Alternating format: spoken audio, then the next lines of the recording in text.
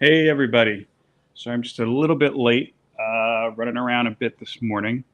It is a very, very special day.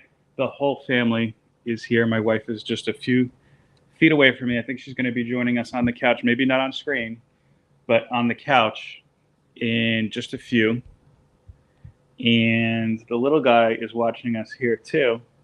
You might hear him because he's having kind of a week. He officially just started teething. Hey, main event. Beckerman. That's cool. You can check the rewind. That's fine. Um, yeah, he just started teething. So apparently, I didn't know this. When children are teething, they're just very cranky and don't sleep well. But he's got a very good attitude. He still is laughing and smiling as much as he can. But you might hear him be a little bit more vocal today than in most weeks. That was just my first sip of coffee today. Like I said, it's been a busy, busy day. Busy week, really.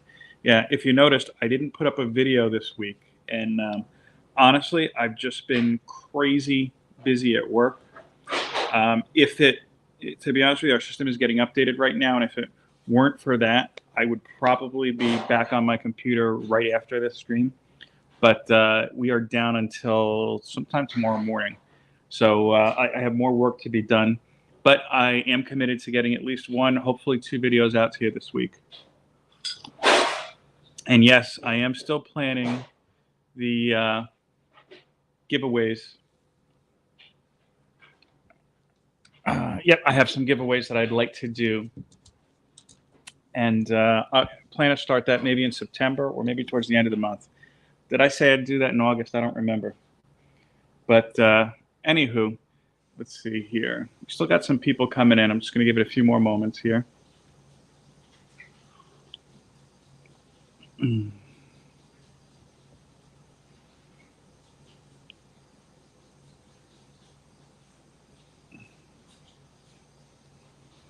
Why don't we do this? Because I know we have our pickups, we have our discussion about what I read this week, and I'm looking at my stack. I read more than I thought I read this week. And we also have our news topic for the day. So why don't I just start with what I read today?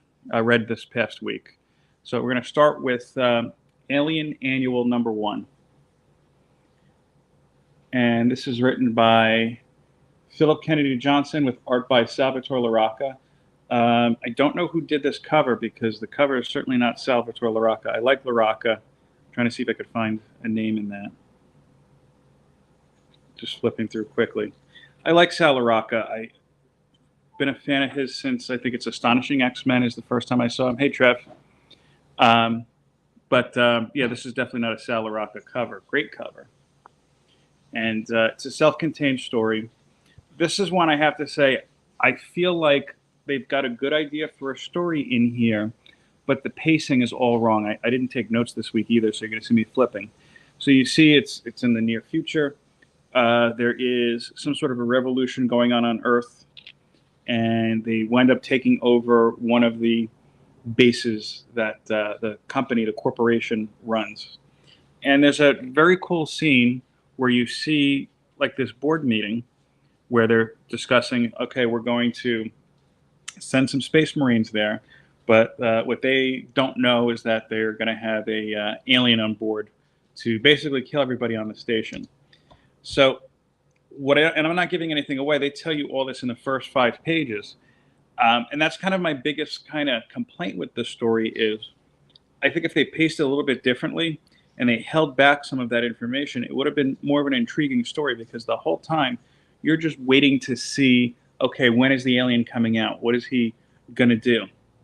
Art-wise, again, it's beautifully done. But again, the fact that you're waiting for the point where the robot is going to turn, you're waiting for the point where the alien is going to make his presence known, it detracts from the story. And it kind of ends on a suddenly and just kind of on a confusing note.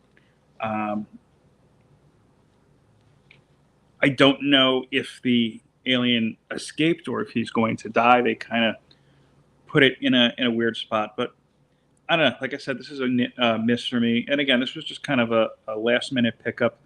Alien is not a series I typically read. I liked the couple of the movies, not all of the movies, but a couple of the movies. But this one fell a little bit flat. Again, it was Alien Annual #1. She-Hulk #5. I know Brian just talked about this on his show, Brian LCS. I think everybody here watches him. If not, or if you're watching this on the replay, you should definitely go and check him out. Everything okay, honey? This has been a good series. I have to say, this is the most superhero book, if that makes sense. Just not a whole lot of action in the spots where it does, where there are action. It either resolves quickly, or it's a matter of a simple misunderstanding, or both. The art is beautifully done. Everybody loves the covers, but the interiors are great too, and they really match the tone of the story. What I'm kind of curious to see, and again, I'm not giving away anything in this, is they've been teasing this whole thing with Jack of Hearts coming back, and She-Hulk is trying to really shield him from the Avengers because, if you recall, he kind of kicked off Avengers Disassembled, not too long ago, probably longer than I'm thinking, by exploding, killing Scott Lang. And specifically, I mentioned Scott Lang because it seems that Jennifer Walters, She-Hulk, that's who she's mainly concerned about. I had read issue 4 already, but I also got the standard cover. The other issue I have is a variant, so I'll just show you that. Shang-Chi and then the 10 Rings #1. Again, we talked about this last week because of the cover. It's the Hellfire Gala variant. We're going to talk about the Hellfire Gala today, too. This was just okay. I don't have an issue with them saying these are the 10 rings. They're trying to... I don't know if they're trying to retcon it to fit more into the film, which I think worked in the film, or if they're just saying, well, these 10 rings exist in addition to Mandarin's 10 rings. They haven't really gone back to that yet, but I don't know. I can't really remember the last time I read a book with Mandarin in it, to be honest with you. And this kind of settles. This is kind of the same issue that I had with the Alien book, is that the pacing is a little bit different on it. They're trying to make Shang-Chi more of like a Peter Parker, where he's trying to get that work-life balance, I guess you could say, or that Shang-Chi and personal life balance. All in all, I'm definitely not getting the next issue. Yeah, they had what's the guy's name? That was one of the villains in the movie with the claws, Razorback, I think, Razor Fist. They had him pop up in it for a couple minutes, and it was just kind of like he was there. There's been no kind of tension or drama with it, to be honest with you, in my opinion. And again, I think it was just kind of okay, if you've seen the film and you want to pick up the book, here you go. Yeah, I agree with you, Trev. I think Shang-Chi is, if not the best, then close to the best of the Phase 4 films. I liked Spider-Man as well. The other Phase 4 films, I've said this before, I've enjoyed Eternals. Doctor Strange, I liked. I didn't love it, but I liked it. Eternals, I liked. I know that people are a little negative on that. Black Widow is the only Phase 4 film, and specifically the only MCU film I did not care for. And I tried to give it a rewatch thinking maybe I was tired. Hey, Mr. Bigger. Matt Woods to you, sir. I tried to rewatch it thinking maybe I was tired. That happens. Maybe I just was off that day. But no, it was a big missed opportunity. Next is Iron Man 21, the Hellfire Gala variant. I like this book. I like the cover a lot, #1. That kind of crack in the background, and then you see the actual Iron Man helmet in front of his Hellfire Gala outfit works for me. Trying to think story-wise. Again, I didn't take notes this week, so I'm a little all over the place. It was an okay story. Is this Salvatore Larocca on the art again? It looks very similar to him. And when I was reading Iron Man, I know Larocca was on it for a while. Now, Angel Unzuta. I'm not familiar with Angel. The villain I didn't care for. It's not anybody nameable or mentionable, I guess you could say. Like I said, I mean, it was just okay. And I was a little surprised because Chris Cantwell has been a pretty consistent writer. I have not been reading this series regularly. Last week, hey Brian, last week I read and spoke about the Hellcat Iron Man annual. I thought that was very well done. I loved Cantwell's Doom series from not too long ago. This one was just okay, but again, I'm recognizing that I'm hopping into the series, possibly midway into a story. It's issue number 21. Defenders Beyond, number 1. This is the standard. Is this the standard cover? Let me see. No, this is a Stormbreakers variant from Natasha Bustos. I guess it's a Alice in Wonderland theme. To be honest with you, I don't even remember reading this one. This is the Phil Noto cover. Love me Noto. What struck me is the art in it, and I think this is following the Defenders series that just ended, which I didn't read. They're talking, I think, a little bit more about the death of Doctor Strange. It's a very Blue Marvel-centric cover, centric story. The better cover for that. Yeah, Noto's a great on it. Yeah, I mean, it kind of reminded me of, really, for lack of a better example, if you've read the first volume of Exiles, it felt like there's a lot of reality hopping, that type of thing. And saying that, I'm now wondering, especially with the Noto cover that has Doctor Strange and America Chavez on it, if they are trying to kind of invoke a little bit more of the MCU into that. And I know I'm, again, behind on Defenders reading in general. Apparently America Chavez has been depowered, or her powers are nerfed for some reason. I don't know. But I think it was just an okay read. It's not something I'd pick up every month. Again, the covers really drew me into that one. Next is The Variants, issue 1. I know issue 2 is out already. I don't have that one yet. Again, it's Phil Noto cover. This is the standard cover. Gail Simone story. I really, really enjoyed this. I had a concern that it was going to be too much like Bendis's run on what was Jessica Jones' stories? Alias. I had a concern that they were just going to try to rehash Alias, and it definitely has that feel to it. And it is in that style, which to me doesn't strike me as Gail Simone's typical style. But no, she did a different kind of spin on it as well. It's very well done. Noto's artwork really elevates it as well. This is one I recommend, and I'm looking forward to issue 2. Again, that was Variants number 1. This one, actually, I might ask my wife to take a look at that. I'll put that one aside. She read a book this week that I forgot to bring up, but we're going to talk about it. She might not be on camera, but we'll do it. New Mutants, number 27. This is the Pride cover, which, again, let me try to get that without glare. There you go. It's a nice cover. I typically don't get the covers for a cause type of thing, and if you watch my channel, you kind of know why. Nothing against the cause. I just think the publishers are making money off the cause. Good wrap up to the story. Not the strongest of the series. Yep, she does read comics every now and then. Not regularly, but this is one I knew that she would like, and she appreciated it for a different level. I'll say this again. I keep beating a dead horse. New Mutants is a book that, if you have any interest in the X-Men, even if you don't, you should be reading. And typically, I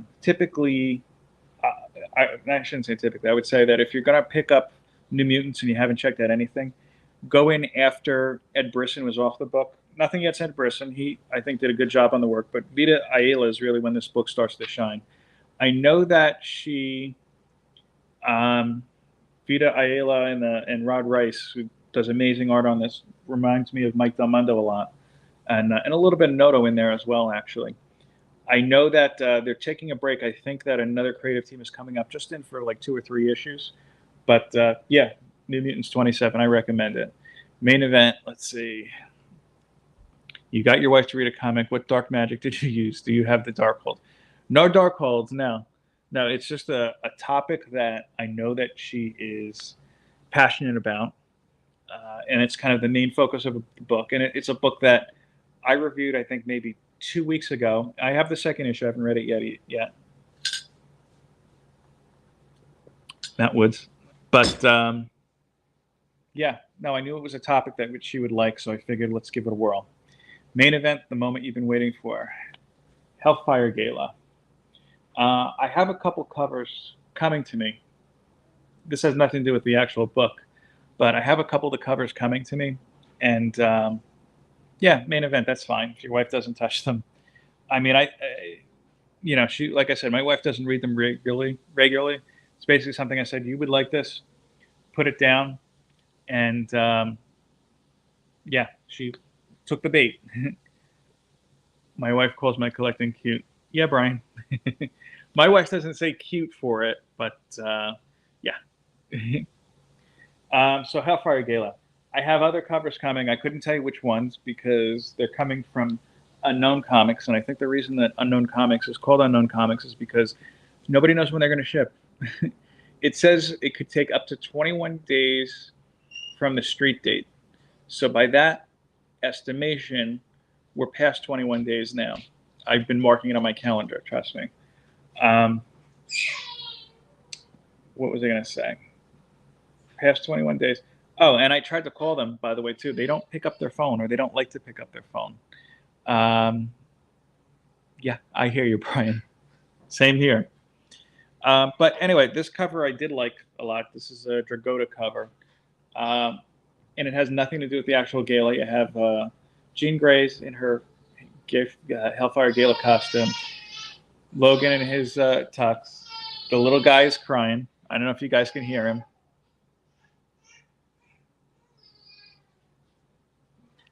Last thing was 1 month late. Yeah, and look, I could deal with that, Trev. The problem is that they have a lack of communication. And what I don't understand is, okay, then if that's the case, don't take the money until you ship them out. With Unknown Comics, you can't cancel as well. The story itself is structured pretty interesting. You see, yeah, Atomic Empire main event I do want to try. I got interested in them since our hashtag Love Your LCS contest not too long ago. And I think Tylox brought them up. And the only thing, I haven't really played with their site too much. It looks like you can only do it if you want to get on subscription. Is that the case? I don't know if anybody knows about that. Let me know. Because I don't want to jump right into a subscription with them. I don't mind trying them out, like just for a couple purchases first, but not a subscription. To be honest with you, I was considering, I should say, giving Unknown a shot at a subscription on some books, but not pleased with, again, their communication and their, I guess, lack of transparency, for lack of a better word. A doesn't charge until shipping. That's a good point. That's a good plus. You just got the books from Atomic Empire today. I can deal with that. I don't go to my LCS every week. I go usually between 2 to 3 weeks. I was there 2 weeks ago at this point. I'm not going to go this week. I'm probably going to go maybe 2 more weeks. You can build a pull list and purchase past books without a pull list. I might look into that. Okay, the little guy's coming here, so he's not going to be crying as much. He'll be laughing, hopefully. Hey, Cup. Buddy, you want to say anything to anybody? No, he's just looking. So anyway, Hellfire Gala. I like how it opens. They have Jean Grey and Cyclops, past and now. The build-up was okay. Wasn't a fan of the sudden... I shouldn't say wasn't a fan. Like, it was a little bit of a misdirection where it makes it look like the Avengers are landing on the island, but it's not. And again, I'm not giving you any kind of spoilers. This is in the first 5 pages. It's apparent that if you didn't read the Free Comic Book Day, Judgment Day lead-in, or was it the Spider-Man lead-in that had that little epilogue with Mary Jane, you might be at a little bit of a disadvantage. What just kind of struck me with it was an okay read, but not a whole lot happened. You know, there wasn't any tie-ins this time around. So it was kind of like all right, this is the whole event. This is it. They did have some of their enemies coming to the island, but because they're having this big party, they didn't want to make, he's staring right at me, they didn't want to make like a big deal of it. So I don't know. I mean, I don't see why, like, especially the guy from Orchid, was it Phi Lang or Fen Lang, wasn't just escorted off the island. Um, I thought it was an interesting choice making Scarlet Witch do the announcement. I don't know if they meant to do it as far as who the new X-Men team is. Um, let's see. Main event, good question. Two questions. One, did it seem like the new X-Men team wasn't decided by a vote, but by them saying, I want to do it? A little bit, to be honest with you. And the team itself. Well, I'll go back to the announcement. I think they were trying to do a kind of a tie-in.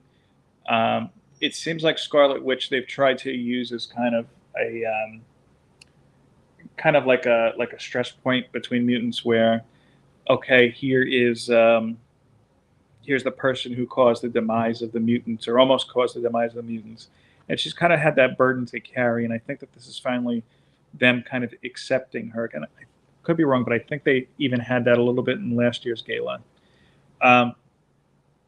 One of the problems I had with it too is they make it a point to point out, okay, here's Iron Man coming, here's Captain America coming, and then they'll throw in either in the foreground or the background different actors and celebrities. John Hamm was in it, I think Sophie Turner, but I feel like a lot of the X-Men are missing in it. Even flipping through it, like you see Psylocke for a second. Bishop is in it a good amount of time. I don't know. It just kind of fell flat for me. Like last year had more of a feeling like, oh, this is this big, grandiose event. This year, not so much. It feels more like this is a filler for everything that's coming to fruition and everything that's kind of coming in. And, I'm starting to wonder, because I'm not reading Acts, the Avengers, X-Men, Eternals crossover. I'm starting to wonder if I'm going to be lost in the series, because if you have one of these big event books or events coming on and you have too many tie-ins, it can derail series. Perfect example, and I spoke about this when it came out. I feel that the Sword series was tremendously thrown off by events. You had, I think, 1 or 2 issues in, and then it goes right to King in Black for 3 issues. And I wasn't following King in Black. I had enough information where I knew what was going on. But then right after that, I think they shifted gears to, was it the Hellfire Gala? I don't even remember. But, I mean, at the end of the day, it wasn't a good book. It ended very quickly. But one must wonder, what could it have been? Would it have been better if they just kind of left it out of these events? So main event, I answered your first question, I think. I agree. I don't think it was necessarily decided by a vote. It did feel like everybody who wanted to be on was there. With everything happening now, with humans knowing about mutant resurrection, do you think they are giving the middle finger to everything that came before Krakoa? How so? I don't think so necessarily. I think that that's kind of brought some interest to it because, and you saw that here, there is some drama between, well, if you have resurrection, how come you can't do this? You can't do that, especially all the anti-mutant racism stuff. I don't think it's giving it a middle finger. I think, if anything, it's a way to deepen that kind of narrative. Because at a certain point, like, look at where we are outside of comics completely. Think about where we are as a culture today. Is there still racism that exists? Yes, but is it to a degree like it was 10, 20, 30 years ago? I don't think so.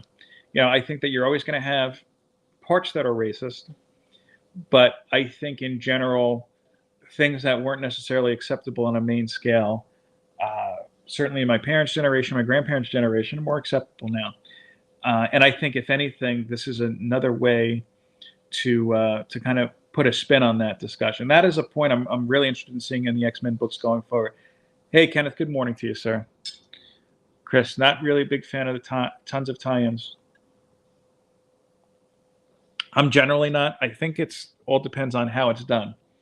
I like how Hellfire Gala was done last year. I don't know why I can't say that. Where, yeah, it was one big event. Everybody was at the party, but you gave them their perspective, and I felt like it was that way if you weren't reading the other books or we're not reading the main Hellfire Gala book. You still understood enough to get through the book without interrupting the narrative of the actual issue itself. Whereas with King in Black, I felt like whatever it touched was hijacked. Even Marauders was involved with King in Black, but they had their own kind of series just to handle that, like a limited kind of tie-in thing. So it was separate from the main series, but to be honest with you, I thought it was a nothing book because it just felt so different from what the Marauders was at the time. So moving away from that. Oh, okay, hold on. His main event's got a spoiler, so if I'm not putting it up on the screen, I'm going to read it. But if you are trying to avoid spoilers for Hellfire Gala, don't read it. If Americans are getting released because now. I see what you're saying there. I think I didn't take it as that's going to be a main kind of plot point. I always thought that was just kind of like a matter. I wouldn't say a matter of discussion, but just to kind of something to build tension with between what's going on with Krakoa versus what's going on with the governments from the other areas of the world. Because basically, I mean, without going too much into politics, I'm not making any kind of political statement, nor do I ask anybody to do that here.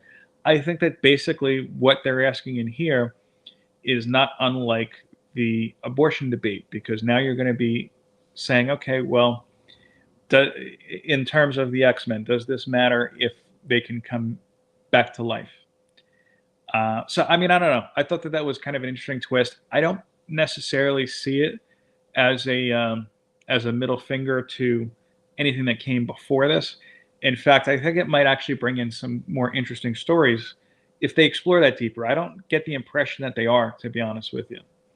But that might be something really to fully articulate without going into spoilers. We should go through IG with. But yeah, I mean, you brought up a good point. Actually, I kind of even forgot about that at this point, just because the way that they did it, it didn't seem like a main plot point. It seemed just like an afterthought. But I think there's a lot of stuff that they can bring in there. So the final thing I read this week is issues 1 and 2 of a series from Aftershock, where starships go to die. Here's number 1. My wife's looking at it like, what the hell? Here's number 2. I thought it was an interesting cover, to be honest with you. That's kind of why I picked it up. I've been liking a lot of the stuff I've been reading from Aftershock. It's not something I could read online necessarily, so that's why I figured let me grab these. To be honest with you, when I read where starships go to die, I had like System of a Down in my head. Remember that one song that they have, the angels, when angels just have to die, or whatever the lyric is. Your countrymen, the Armenians, honey. Remember the System of a Down, Serge Tankian? Yeah. Yeah. So the books themselves, it's an interesting concept. And again, I'm not going to give spoilers. At least I'm going to try not to. It's the future. A lot of the books I'm realizing lately that are outside of Marvel and DC seem to take place in the future. There has been this big event that goes on, some sort of a virus spread that the government did not act on quick enough. And as a result, let me make sure, because I've been reading, again, a couple different future novels. I want to make sure that it's not confusing the point.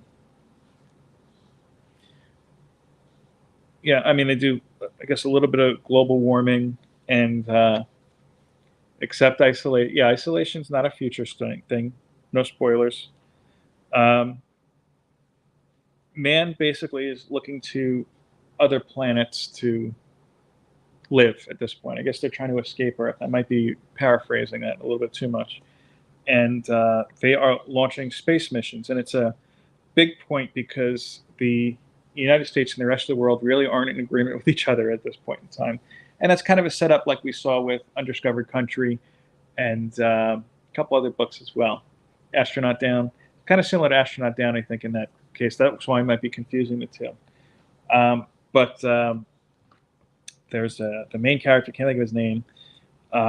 He's a astronaut, gets passed over for the space mission, and then hired by a private company who basically what this woman does is she goes around the world salvaging starships that have crashed into the ocean because they're not getting too far at all. They don't know why.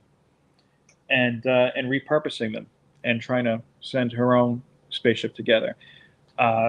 So it goes into, what's interesting is it goes into a lot of different historical points in this. And this is what I really like. I like when you have a story that ties it either to history or even to like an alternate history.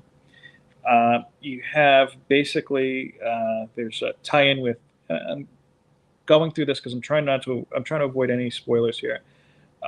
There's a tie-in to Jules Verne, and there's basically they lead you to believe that Jules Verne wasn't a fictional writer, but was actually a historian, and that men have been able to go to the moon since the 1800s. That's a big kind of tie-in here too.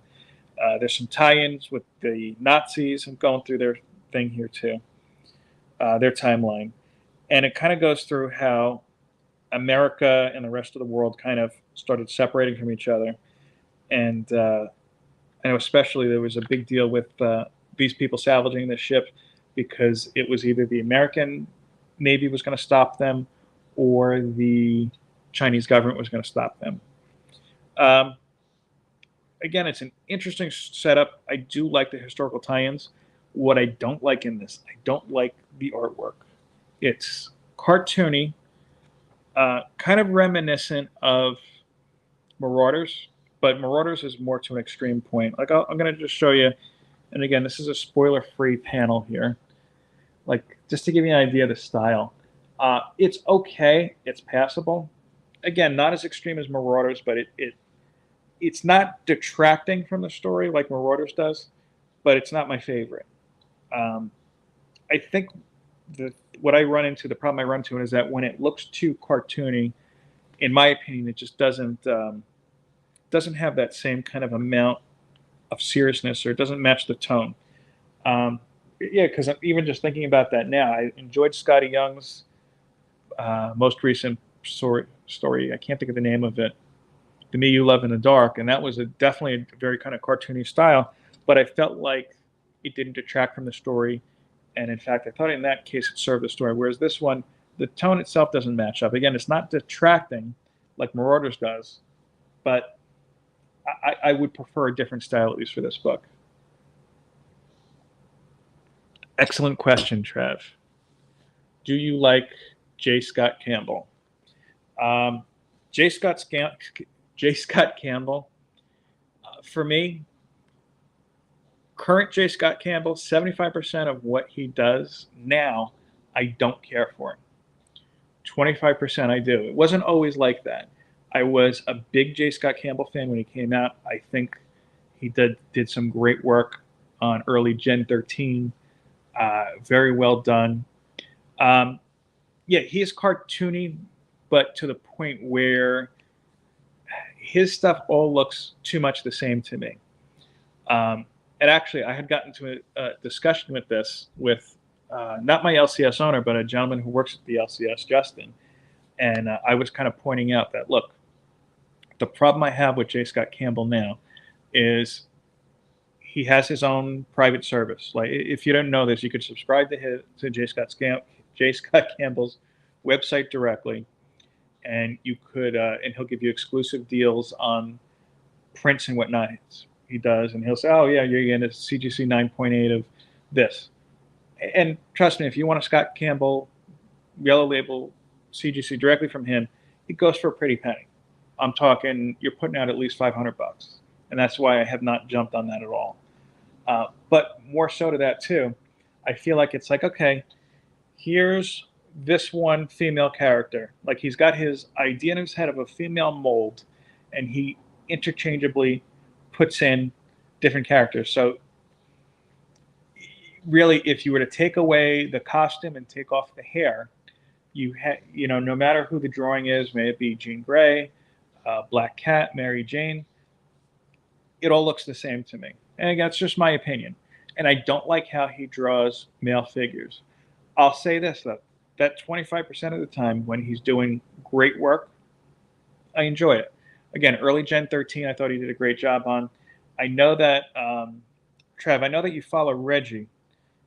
If you saw yesterday his Instagram story, and if you haven't seen it, you might still be able to see it. I don't know what time you put it out, where he was going through what could be in the soldier supply box. One of the things he might be putting out, you might get, or you have a chance of getting, I should say, is a copy of Marvel Comics 1000. I think it was a 1 in 1000 cover with J. Scott Campbell that was beautifully done. Black background.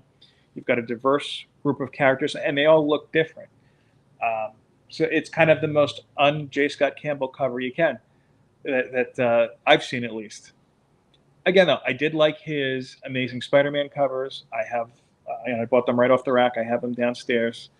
I don't know. I think he's one that gets. He's kind of made himself a little bit too cookie cutter in that. So, yeah, I know that was a very long answer to a short question, but I don't know. That's how I feel on it. So that was everything I read this week. Before we go into pickups, I'm going to ask my wife about what she read. Now she's off camera. The baby is almost asleep. He's kind of in that in-between milk coma. So, honey, do you remember what you read this week? Do you remember the title of the story? Yes, she read The New Think 1.0. Now, I don't think I told you we were going to talk, right? On camera. Oh, you did? Okay, good. So she's prepared. So The New Think, and I left it downstairs. I apologize. I don't have a visual for you. Yeah, I did, but I was just to reference it back. Yeah, Trev, I hope I didn't. Whenever I give my opinion, I hope I don't offend anybody. Like I had mentioned, somebody who works somebody else. Yes, I actually offended that person with my opinion on it, and I had to smooth things over a little bit. But that's all another story. Yeah, again, at the end of the day, it's just my opinion. If you like what you like and I like what I like, and we're collecting things differently, that's perfectly fine. That's the beauty about this hobby, is that no matter what you're into, there's something for you to read. Right, buddy? He's smiling now. So my wife Irene read The New Think 1.0, Mrs. Fantastic. By the way, a couple people here said hello to you. Hello. She says hello back. Now, my wife is, I'm not going to say anti-technology, but she's a person who just thinks that we're a little too into tech, or it's very easy to get too into tech. Take life for granted, and we're abusing technology. I can't hear you, honey. We're abusing technology, and we're taking life for granted. So now, do you think that's everybody, or do you think that's a good slab of people? A good majority, I would say. So I don't know if you could hear her, because I have the mic over here. Her opinion is that there are a good amount of people who take life for granted and who abuse technology. They're always in their phones or on the internet or whatnot. And she's not an Amish person. You know, we have electronics in our house. She has a smartphone. I think there should be limits or limitations. So, okay, so she's saying there should be limitations. And I mean, I can tell you that she has a family member who is the exact opposite, who is completely tech, and I think that's a lot of where these opinions come from. So if you've read The New Think, again, we're not giving out any spoilers. It's a very unique story. Oh, you can hear. Good, thank you, Trev. It's a very unique story where the writer Greg Hurwitz, I think it is, basically tells a story where the screens, as he calls them, and he spells them Skreens, I believe, are really some sort of an alien race that has invaded us. And we have accepted invasion basically by saying, oh, well, I need the latest phone, or I need this, or I need that.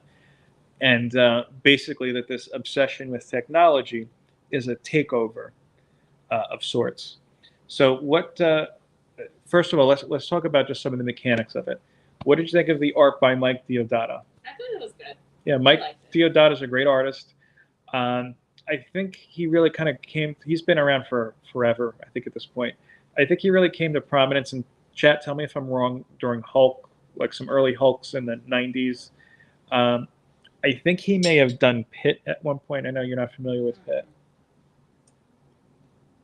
Matt Woods, everybody. The coffee's kicking in, you could tell.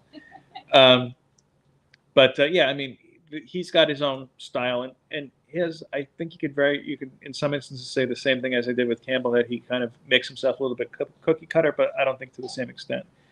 So now I think this was a different read personally, where you're not focusing on just one character. It's more of the human race on a whole. Right. What are your thoughts?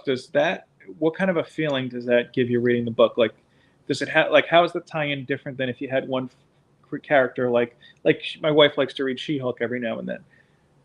You know, like reading a She-Hulk story where you're focused on one character versus here's an overview of everybody.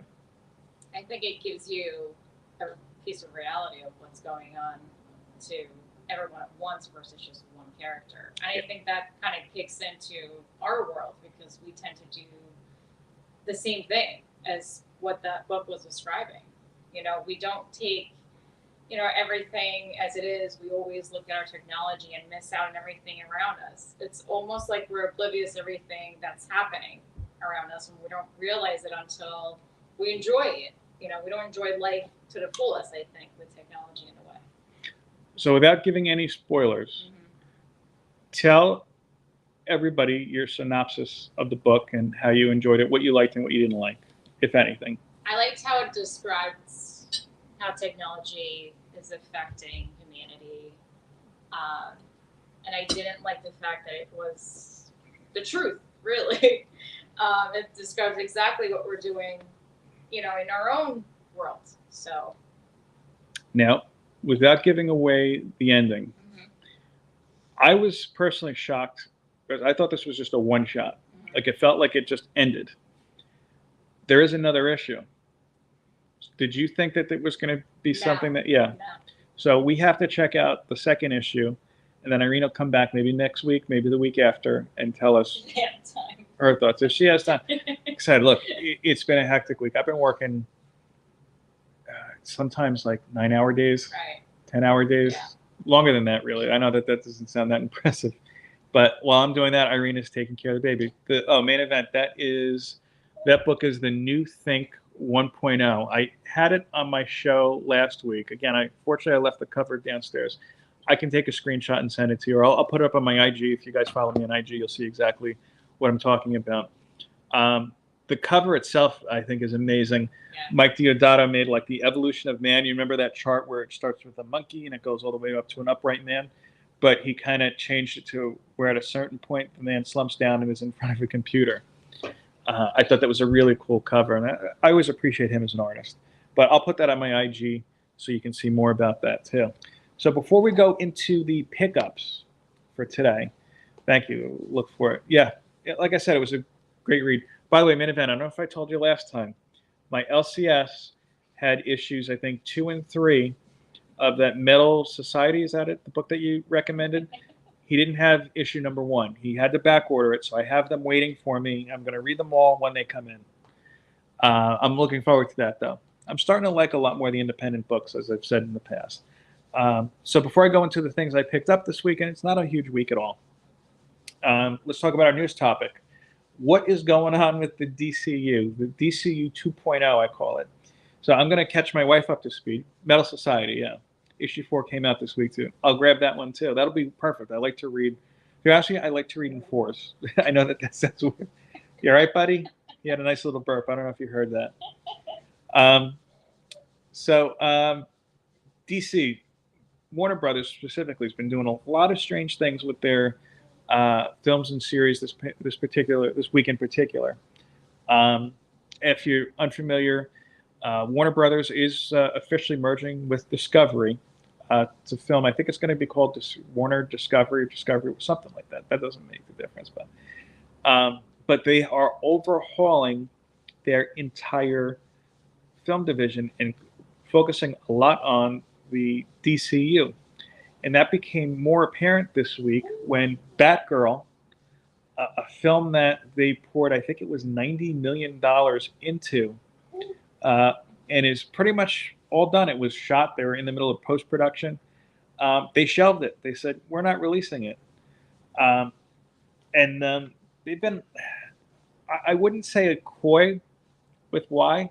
All they said is it didn't meet their expectations or their standards.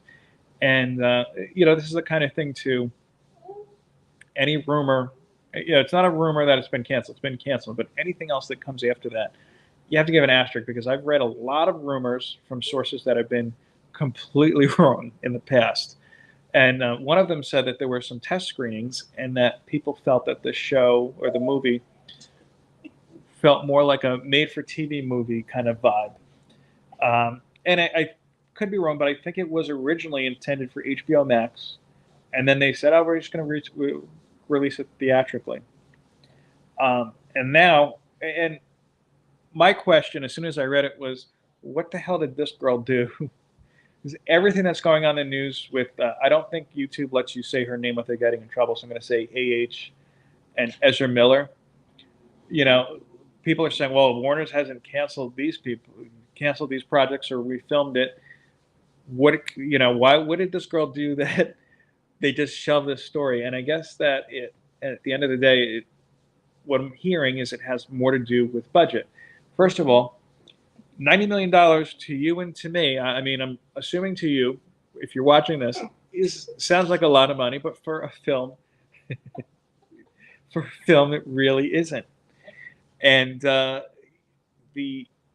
one of the theories I heard, which kind of sort of makes some sense, is they want to shift that budget, whatever they would have left, because anything after that 90 million is going to be marketing. They haven't really done any marketing for this film yet, just a couple shots of her in the costume.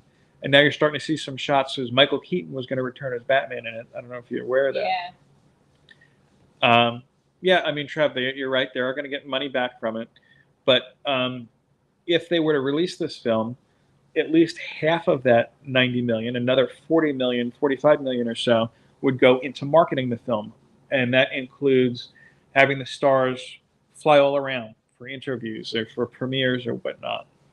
And the allegation is that they are shifting that money to Aquaman 2 to do some reshoots. Now, there have been rumors since day one that the role of Mera is either being cut out and about, but wanted to shout out Philtastic. Thank you, Doug. Doug, we had a great little chat last week. It was kind of funny. I was thinking about that.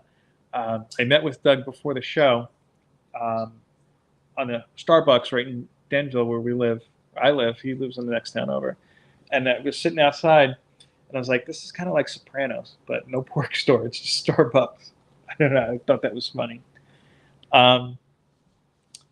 So they want to shift some of that budget over to reshoots for Aquaman. That's what a rumor I've been hearing. And again, there's been no official announcement, but they're saying that the role of Mera may be recast.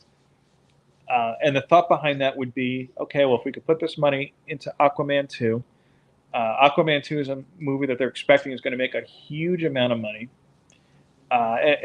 based on, I guess, past performance especially.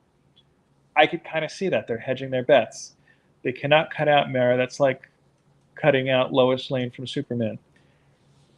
Yeah, these are all rumors. I kind of see what you're saying with there. I think that from what I've read, a good amount of her part was reduced, and this is actually not just what I read. This is what was testified in the trial. AH went on the stand and said, I kept seeing my pages going shorter and shorter and shorter. So if they wanted to cut her out, I think that they can, and then reshoot, not cut out the character, I should say, but recast the character. I have the impression they can reshoot with a different actress pretty easily. I think that they've been reluctant to announce whatever's going to happen because it is still a very kind of volatile story, and you hear conflicting stuff every day. Now, I think in the case of The Flash, they have a whole different issue. And actually, let me go back to this too. I'll give you the source I saw for the recasting of Mera. Was on Popcorn Planet. It's another channel here on YouTube. But I found in the middle of the trials, I was watching the trials often, and he had somebody on a live feed that was part of craft services and said that she had somebody who was on the set currently right now of what would be the reshoots for Aquaman 2, and that there's a different actress playing Mara. So at the end of the day, we'll see. You know, I'll be honest with you, I didn't think Aquaman was a great film. I thought it was just okay. I didn't see it in theaters. I waited for it to be on HBO. That's my approach, really, with anything at this point. But I think it'll be interesting to see. Now, in the case of Ezra Miller, it's a different story where to reshoot him would be basically reshooting the entire film. And that's a movie that's done and it's ready to go. But, you know, whereas I know Back to the Future, I think, is the only other film I'm aware of where they filmed a good amount of stuff and wanted to replace the main character. In case you didn't know, Eric Stoltz initially was Marty McFly. They were looking at the dailies and said he just doesn't work. And then they went back and hired Michael J. Fox, and there you go. And also, from what I'm understanding, a lot of not early screeners, because there hasn't been any, but people who have been working on the Flash film are saying it's actually a really good movie. And that for many, this was supposed to be the flashpoint, for lack of a better word, because I know there's a flashpoint story for DC, where the DCU was going to transform into what it's going to become. We'll have to see on that. I don't know. This is why I hate celebrity worshiping. It can take you out of the movie. I'm watching a movie. I don't want to be sitting anything that personalizes the actors. Yeah, and I think that that's a consideration that they have to make, especially in the case of Aquaman. You know, is it going to be where, you know, the movie's going to tank or fail because of AH's involvement? Yeah, because there will be people who won't see it because of that. I'll be honest with you. There's films I won't see because of what's happening with the directors, the actors, and the cases I'm speaking about, it like Woody Allen. We watched that Woody Allen documentary on HBO not too long ago, and seeing everything he presented in there, I said to my wife, you know, I've enjoyed some Woody Allen movies. I liked that Midnight in Paris film, for example. I won't watch another Woody Allen film ever again after seeing that documentary. And I also put a little bit of doubt on any actors or actresses who've fawned over him, though I think a lot of them have kind of recanted their stories. It's a little sickening. If you haven't seen the documentary, check that out. But I think it's like a multi-part one. It's definitely a little hard to watch at times. Let's just say that. Now, there was another rumor. I think this was from Giant Freaking Robot that I read just yesterday. And if you follow me on IG, then you may have seen me put that up, saying that the top brass at Warner Brothers wants to screen. Why did I say top brass? I never say top brass, honey. I blame the coffee. Matt Woods.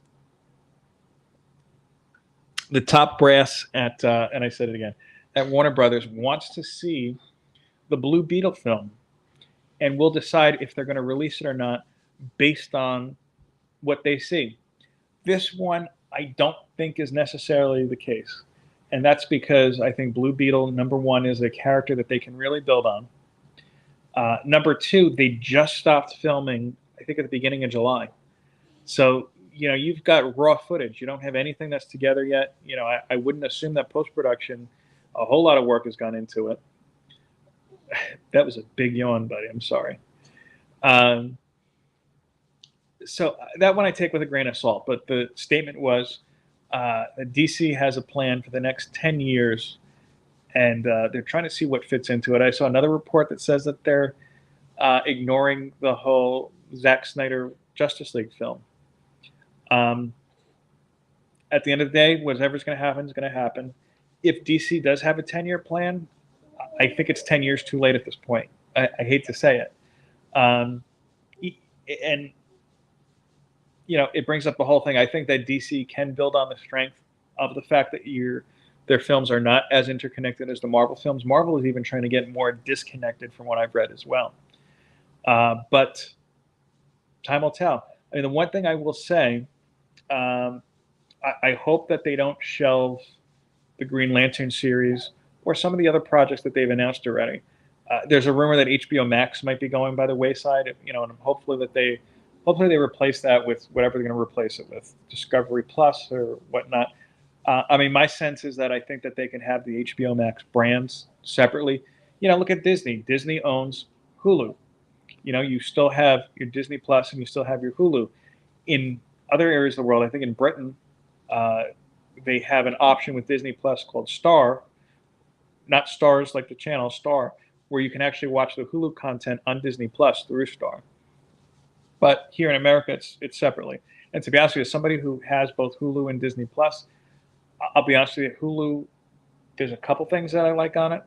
All in all, it's definitely the lesser of all streaming services from what I've seen. I like the What We Do in Shadows. Which I don't. My wife doesn't like that. We tried checking out Only Murders in the Building. It's okay, but not great.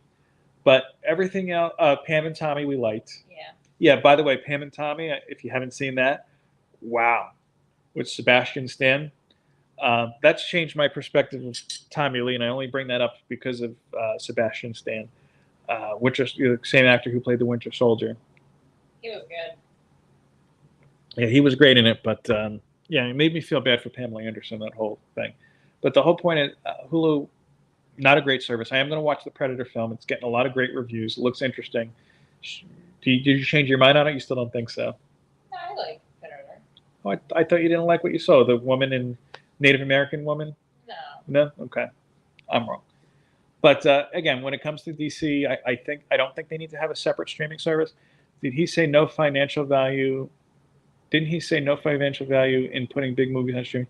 Yeah, the new CEO, I know I just kind of mumbled that here, is not a big fan of streaming. Here's the thing with streaming. I think the way that the services are set up, we really don't know. I mean, Netflix doesn't give out as subscription, not as subscriber numbers, but doesn't tell you how many people watch something. I don't think any of the streamers do. And one thing in particular I've wondered about when it comes to particularly HBO and Disney and other services is how are they making money off of these things? Netflix, it seems like they use a lot of product placement in addition to subscribers, but I don't know. I mean, to be honest with you, I love HBO Max to the point where I've discussed in the past, we want to cut stuff out of our cable bill, cutting out our HBO plan on our cable bill and just subscribing to HBO Max, but at the end, it would be no difference as far as the bill itself goes. It's just we're not giving the money to Verizon anymore. We're giving it right to Warner Brothers, which Verizon's not doing us any favors. We don't mind, but that's another story. Well, I was, though, pleased to see somebody had asked James Gunn if that affects the Peacemaker series 2 or any of his future plans. Or I know he wants to do a couple other series, and he said, no, my stuff is unaffected. They seem to be happy with it. So we'll see. Side note, Sandman's come out. We haven't watched it yet. We're looking forward to hopefully doing that later on. If the little guy lets us, because he didn't let us last night. So I don't have any Sandman talk for you, only that I'm excited to see it. So let me go to my pickups for this week. I do have one other item that just arrived outside. I got the little notification here. My cover E for Isolation is here. So let me show you what I got. And everything I have, by the way, came after the stream last week from Legacy Comix. Yeah, same here, Cup. I enjoyed Peacemaker. I think that they accomplished in doing what Deadpool 2 was trying to do. Yep, cover E. But again, these I'm going to show you today are all from Legacy Comix. If you haven't checked it out yet, I did do an interview with the now sole owner and co-founder of Legacy Comix, Pat Hickey Jr., and talked to him about his series Condry, which we gave away. I gave away digital copies to. I think Kenneth, you won that if I'm not mistaken, and seemed to enjoy it. This is some other items from the Legacy line I've been excited to read. The first here is a book that Pat talked about in the interview called The Job Number Zero. And I didn't mind, should get mine soon too. Yeah, I didn't ask him to do this, but one thing that was cool is that Pat actually signed a few of these books here. Main Event, I got to tell you, as we start going away. Main Event, I have to tell you this. This is a book. I haven't read it yet. I'm going to tell you the description, and this is what got me interested in, and I think you're going to really like this. So this guy here is a wrestler. He's like a pro wrestler, but he's a jobber. You know, he's a support guy. But people are shocked that he is able to afford things like a nice car, a nice house, and the answer is that he and his wife, who I presume is on the cover here, again, I haven't read this yet, as they travel around for different wrestling shows and whatnot, rob banks, and they use different luchador masks while doing it. So it's like, that just sounds like such a cool concept. I have to check this out. And yeah, it is a cool cover. And this, by the way, if you follow me on IG, I kind of tease this a little bit.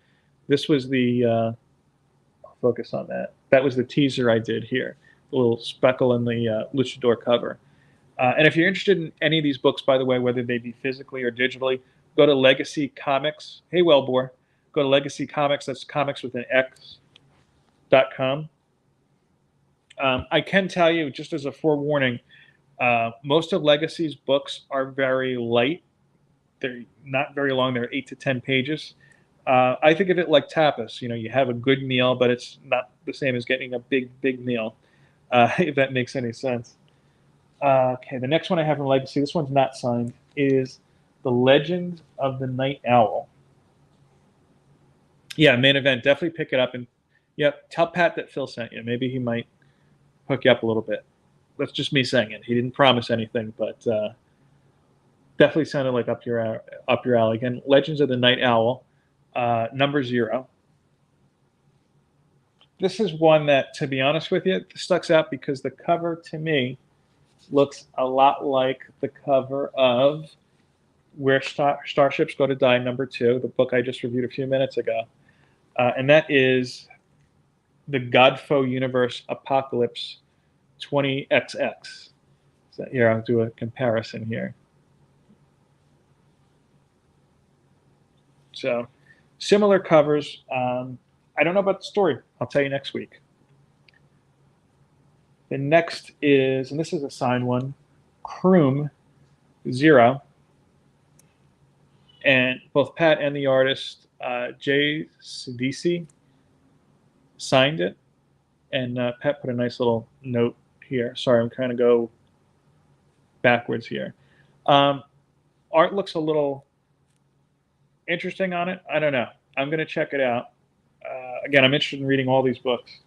And last but not least, and Kenneth, you might be interested in this, if anybody who's read Condrey knows the character of Sarita, and this is the Sarita One Shot. This just came out. She's a supporting character in Condrey, and this is one I have to say, it does feel like a regular comic size. I didn't read this yet, I didn't count the pages, but it's definitely heavier compared to these other ones too. And again, most of these books are available both digitally and in print. And I could tell you that digitally, these books are just as beautiful. I'm trying to see, there's a little card in the back of this here. I have to take out the coffee drinking gloves, as Matt Woods puts it. Let's see. Yeah, there's a little paper here. Coming soon is Apollon 20XX. That's part of the Godfo story. That's the one at the top there. And the bottom is Biopile Kolga. I don't know what that is. An old heretic curse with a second life must face down cult hordes, ancient witches, and God itself to ensure the powerful Eye of the Fallen doesn't fall into the wrong hands.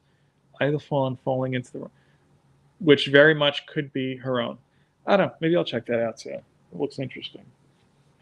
And again, like I said, my Isolation cover E is downstairs waiting for me. Before I wrap things up, is there anybody here who has not received a copy or has not purchased a copy of Isolation yet that has been meaning to? I'll give you a minute to answer because I know there's a bit of a delay.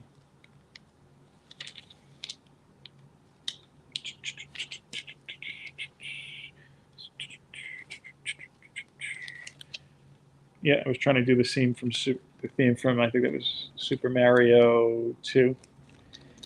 I don't know if I'll get a copyright